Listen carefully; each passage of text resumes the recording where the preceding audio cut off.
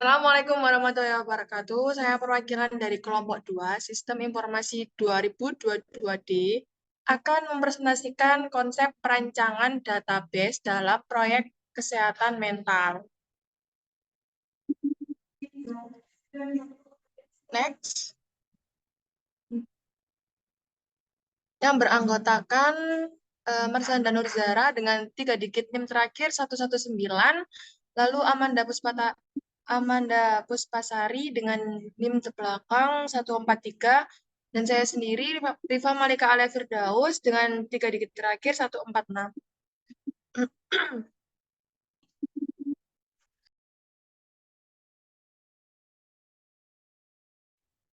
Penjelasan teori konsep perancangan database. Perancangan database adalah proses merencanakan struktur dan organisasi database untuk menyimpan, mengelola, dan mengakses data dengan efisien. Proses ini melibatkan pemilihan model database yang tepat, mengidentifikasikan skema database, mengidentifikasikan entitas dan hubungan antara entitas, serta menentukan aturan integritas dan mengoptimalkan query. Berikut adalah penjelasan lebih rinci mengenai konsep perancangan database.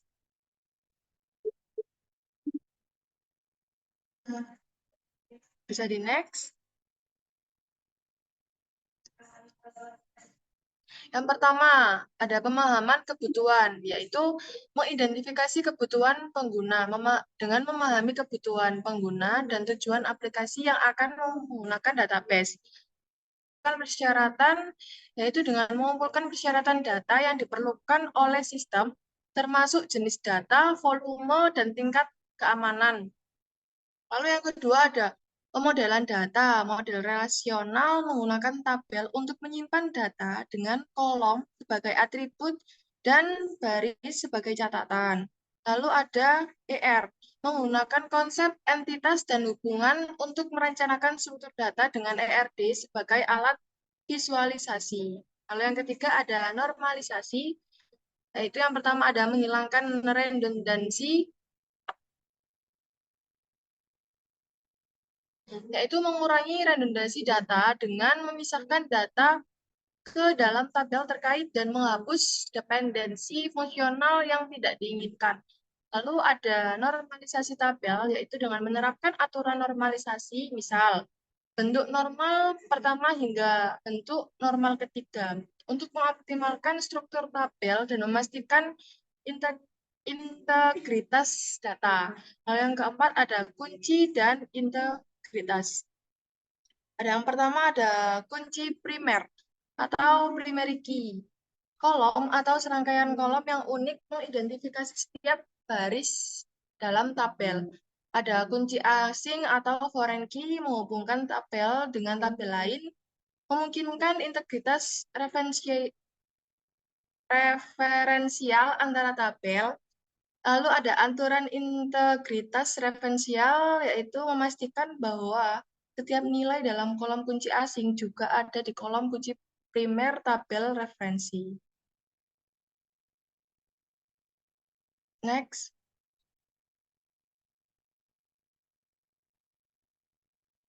Selanjutnya adalah optimasi query. Yang pertama, indeks. Menerapkan indeks pada kolom yang sering digunakan dalam query untuk meningkatkan kecepatan pencarian data. Yang kedua, pengindeksan yang efisien. Memilih jenis indeks yang sesuai seperti indeks tunggal, indeks gabungan, atau indeks unik berdasarkan jenis query yang akan dijalankan.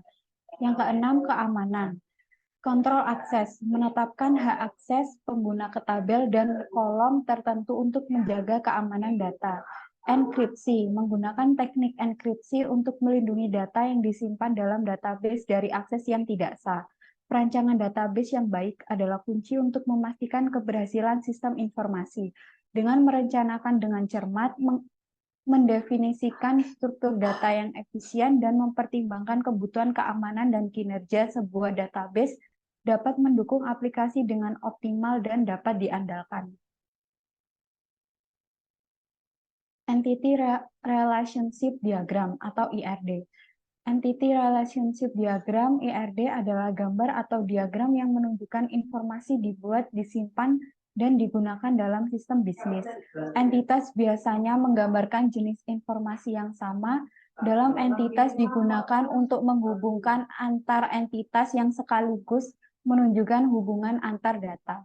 Pada akhirnya, IRD bisa juga digunakan untuk menunjukkan aturan-aturan bisnis yang ada pada sistem informasi yang akan dibangun. Ada dua jenis model IRD, yaitu Conceptual Data Model atau CDM. Yang pertama, abstraksi tingkat tinggi. CDM adalah representasi abstrak dari struktur data dalam organisasi yang tidak terpengaruh oleh aspek teknis atau fisik. Ini bertujuan untuk menggambarkan entitas bisnis, atribut, dan hubungan antar mereka tanpa memperhatikan bagaimana data akan disimpan atau diakses. Model entitas bisnis. CDM fokus pada entitas bisnis utama yang ada dalam organisasi. Entitas tersebut mencakup konsep utama dalam bisnis seperti pelanggan, produk, pesanan, dan karyawan. Pengidentifikasian entitas ini penting untuk memahami operasi bisnis. Yang ketiga adalah atribut dan hubungan. Dalam CDM, atribut-atribut yang melekat pada entitas bisnis diidentifikasi dengan jelas. Selain itu, hubungan antara entitas dan bagaimana mereka berinteraksi juga ditampilkan. Ini menciptakan pandangan konseptual tentang bagaimana data dalam organisasi terkait satu sama lain. Yang keempat adalah independen dari teknologi. Salah satu karakteristik utama CDM adalah bahwa itu independen dari teknologi atau platform yang digunakan. Ini berarti bahwa CDM tidak mempertimbangkan implementasi fisik atau aspek teknis lainnya. Selanjutnya adalah konsensus bisnis. Pengembangan CDM sering melibatkan berbagai pemangku kepentingan dalam organisasi. Ini memungkinkan mencapai konsensus mengenai struktur data yang akurat dan relevan untuk bisnis. Selanjutnya adalah Physical Data Model atau PDM. Implementasi fisik. PDM adalah tahap perancangan yang lebih teknis dan fokus pada data. Ini merinci cara data akan disimpan di dalam sistem, termasuk tabel, indeks, tipe data, dan kolom. Optimisasi kinerja. PDM mempertimbangkan perencanaan indeks, partisi data, dan tata letak penyimpanan fisik untuk memaksimalkan kinerja basis data. Ini termasuk mempertimbangkan cara query akan dieksekusi dengan efisien. Selanjutnya adalah rincian teknis. PDM mencakup informasi teknis seperti konfigurasi server basis data, batasan integritas referensial, dan penyimpanan fisik. Ini adalah langkah yang mendekati implementasi nyata basis data. Selanjutnya adalah kaitan dengan platform.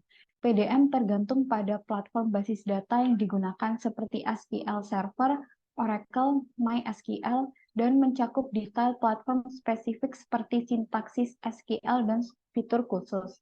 Pengelolaan data, PDM juga mencakup strategi untuk backup, pemulihan, keamanan, dan manajemen data dalam lingkup basis data fisik. Ini melibatkan pertimbangan tentang bagaimana data akan dipertahankan dan dilindungi. Selanjutnya adalah kombinasi antara CDM dan PDM adalah kunci dalam perancangan basis data yang sukses. CDM membantu memahami apa yang perlu dicapai dalam hal bisnis, sedangkan PDM memungkinkan perencanaan yang efisien untuk melaksanakan rencana tersebut dalam aspek teknis basis data. Selanjutnya akan dilanjutkan oleh teman saya. Baik, terima kasih sebelumnya. Bisa di next. Ini ada hasil implementasi ERD-nya. Di sini kami ada 8 entitas, yaitu bisa termasuk dari 3 adalah pengguna dan 5 lainnya adalah fitur dari aplikasi kesehatan mental kami. Di sini ada 3 entitas utama, yaitu sebagai usernya. Di sini kita ada dari 3, yaitu yang pertama ada user pasien, di mana atributnya ada alamat, password, dan user ID atau email sebagai primary key, lalu ada nama, nomor telepon, dan tanggal lahir. Lalu masuk ke yang user kedua, yaitu dari psikolog.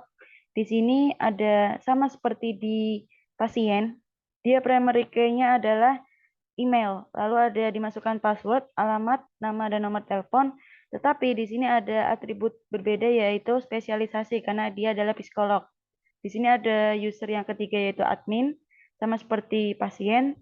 Di sini primary key-nya ada email atau admin ID. Lalu atribut lainnya ada seperti biasa nomor telepon, nama, password, alamat, dan tanggal lahir. Di sini saya akan jelaskan bagaimana relasi antar 3 user tadi dengan 5 fitur kami. Masuk dari awal pasien, yaitu pasien melakukan konseling, di mana pasien bisa melakukan banyak konseling, maka relasinya adalah one to many, sehingga konseling itu menjadi entitas, di mana entitas tersebut punya atribut. Yang pertama adalah konseling ID sebagai primary key, lalu ada waktu selesai, pasti ada waktu mulai, lalu ada topik konselingnya apa, tempat, tanggal, lalu dan status. Status di sini bisa berlangsung atau bisa berhenti. Lalu konseling akan menghasilkan hasil konseling, di mana setiap satu konseling memberikan satu hasil konseling, sehingga relasinya adalah one to one. Di mana hasil konseling memiliki atribut sebagai primary key-nya adalah hasil konseling ID, lalu atribut lainnya ada tanggal, lalu ada catatan hasil. Di sini hasil konseling juga bisa diakses oleh pasien, sehingga pasien bisa mengakses banyak hasil konseling, di mana relasinya adalah one to many.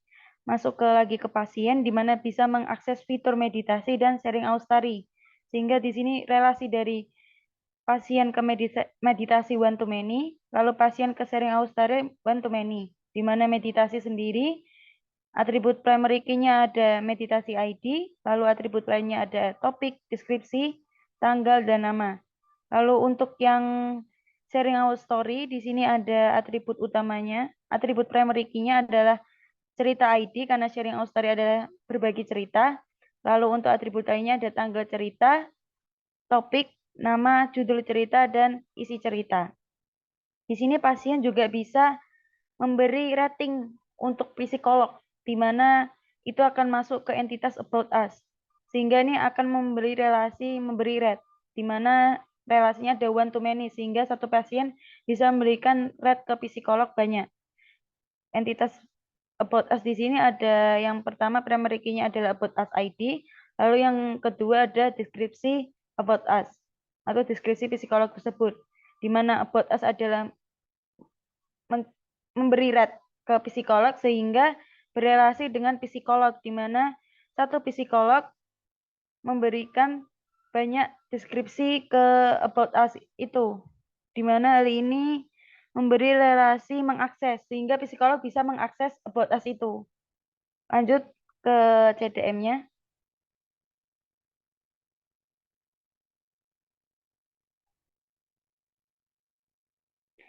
Di sini ada hasil implementasi CDM.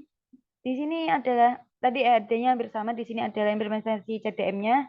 Di sini kita jabarinnya primary key-nya apa, ada about us yaitu primary about us ID. Di sini dia about us one to one ke psikolog, di mana tadi psikolog juga berhubungan dengan about us, lalu ada one to many dari pasien, di mana pasien juga ada primary key-nya ID, lalu ada primary key si ID ini bisa mengakses fitur ke meditasi, sharing our story, dan konseling. Di mana nanti di fitur meditasi, sharing our story, sama konseling ada foreign key dari si pasien. Sama seperti about us ada foreign key dari si pasien. Lalu untuk yang meditasi ini juga akan ketambahan foreign key dari admin. Karena meditasi sendiri adalah yang mengatur kontennya juga si admin.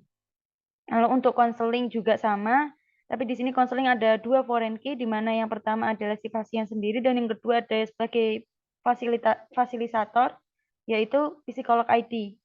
Lalu untuk hasil konseling, di sini dapat foreign key-nya dari konseling ID, di mana itu adalah hasil konseling sehingga dia dapat foreign key dari konseling. Next ke PDM.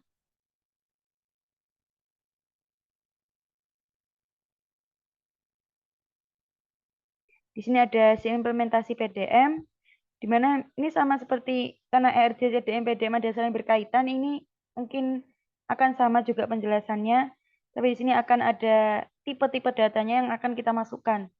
Di sini yang pertama ada sharing our story, cerita ID pasti tentunya INT, topik cerita, nama, topik, isi, judul cerita, dan tanggal berbagi akan bertipe varchar. Lalu untuk user ID INT, lalu ada namanya varchar, alamat varchar, dan tanggal lahir adalah date, untuk nomor tempel adalah numerik. Masuk ke meditasi. Meditasi ID adalah INT. Untuk nama, durasi, topik, dan deskripsi akan varchar. Masuk ke admin. Nanti admin ID-nya INT. Untuk nama, password, tanggal lahir, dan nomor telepon varchar kecuali untuk tanggal lahir, date, dan nomor telepon numerik. Masuk ke About Us. About Us ini ada tipe datanya INT, lalu deskripsinya adalah varchar. Lalu ke konseling. Konseling ini INT untuk konseling ID-nya. Lalu untuk topik, status, waktu mulai, dan waktu selesai akan varchar. Lalu untuk tanggal akan date. Lalu untuk psikolog, ini akan psikolog ID ada INT. Lalu untuk nama, password, dan alamat spesialisasi adalah varchar. Untuk nomor telepon adalah numerik. Masuk ke hasil konseling ID adalah INT, di mana catatan hasilnya varchar dan tanggalnya akan date. Ini mungkin ada kesalahan tipe dalam penulisan, tapi mungkin nanti kalau kita sudah implementasi ke fitur aplikasi sudah dibenarkan dalam bentuk tipe-tipe yang sesuai. Masuk, next.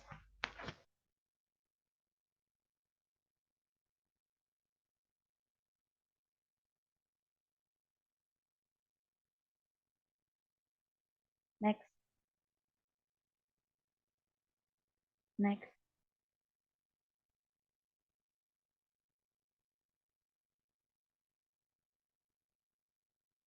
Nah, masuk ke kesimpulan. Tadi karena kita sudah menjelaskan ERT, CDM, PDM, dapat ditarik kesimpulan adalah dalam proyek kesehatan mental, konsep perancangan DDP sangat penting untuk mengelola data pasien, informasi kesehatan, dan catatan terkait dengan layanan kesehatan mental.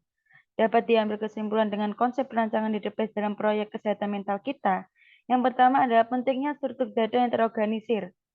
Lalu ada yang kedua yaitu keamanan data pasien. Yang ketiga adalah fleksibilitas dalam penanganan informasi kesehatan mental. Lalu yang keempat ada integrasi dengan sistem lain. Dan yang kelima ada pemantauan dan analisis kinerja, baik itu admin atau psikolog. Lalu yang keenam ada kemampuan pemulihan data. Dan yang ketujuh ada penyajian data yang mudah dimengerti. Itu mungkin adalah kesimpulan yang dapat kelompok kami sampaikan. Mungkin langsung ke penutup ya. Mohon maaf bila ada salah kata dan yang kurang berkenan.